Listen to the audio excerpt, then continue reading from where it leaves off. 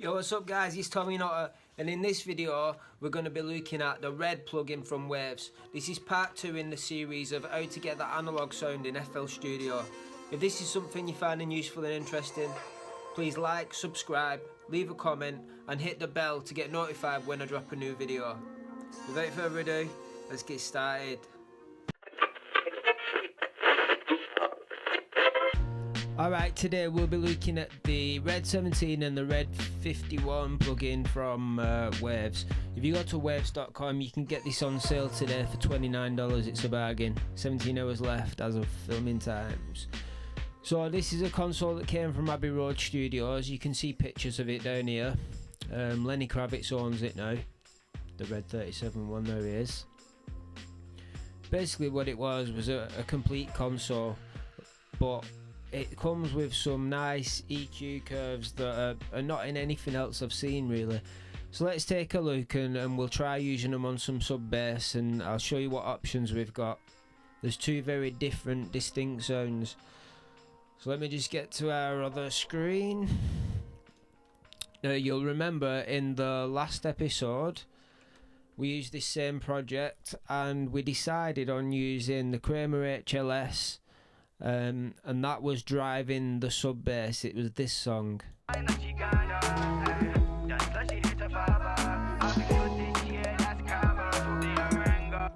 So with the bass, what we did was we used HLS to drive it, and this is without. Now we're going to take a look at the Red 17. The Red 17, I've got a few settings on here right now. We've turned analog on, but we've not got it on all the way. I've not adjusted any volume, we've only turned down the gain a little bit after boosting some lows and some highs.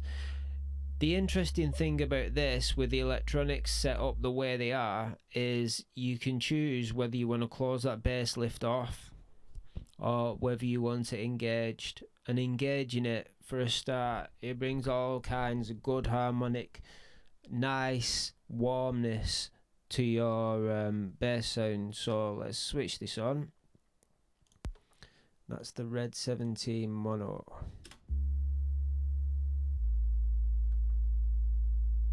Let's bypass it. Now you'll notice that it's introduced some noise as well. The noise is used as a saturation device in this particular example. We can drive it even more than this if we want to.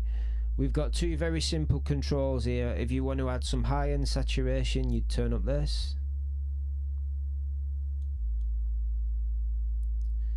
You want any more lows, you go for this. You've got your bass lift disengaged and engaged, and then your gain button at the bottom. Now the controls over the right hand side, you've got your main output for gain staging, you've got the amount of drive that you want. We can really get nasty with this if you want to. I mean, there you go, Travis Scott. Let's turn this back down. And the more analog you go, the more sound the more noise it introduces. We can dial that back until we get a nice, just a touch of noise on there. And you can really push this plugin out as well. You can push it as much as you want. Notice there we reached the red without too much gain. So it's a good plugin for using strategic distortion in places on certain separate channels as well. So let's take a look at the next one. The next console is the Red 3751. Works in the same way. Oh, one sec. Let's turn that off. Now this has got more of a higher end sound. It's not got as much beef at the bottom end, but it is very useful. We've got another EQ setting on this, pop and classic, and the controls on the tone high and tone low seem to be a lot more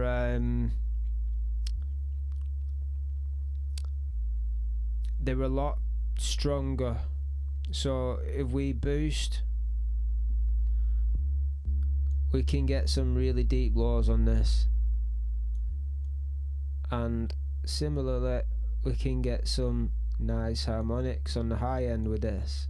You've still got your bass lift disengagement circuit, and you've got two types of console on this, the 37 and the 51. Two different sounds. Let's turn our analog down.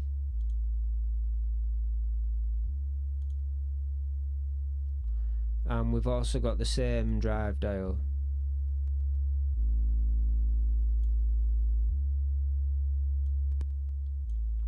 Personally, for bass, I prefer the Red 17.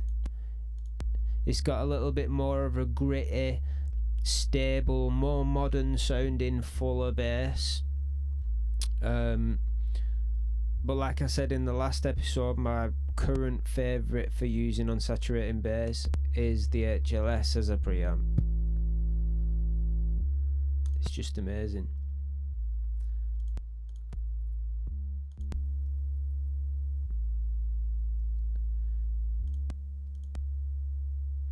That's the 51.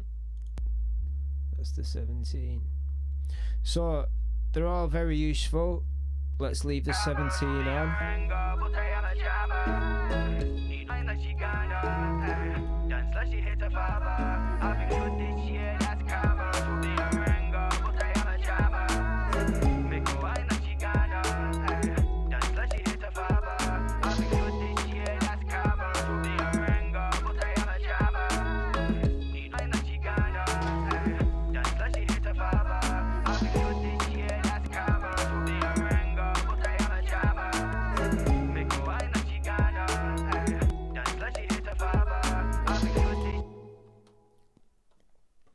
Now, one important thing to remember is that while you're doing this, you're using these as preamps, you'll want to be taking care of gain staging. So any volume that you add in by driving this, you'll want to take out using your output. So if we add 4 dB of gain using the driver and the analog switch and everything, we'll want to take out 4 in this. So that's the red plugins for you from Waves.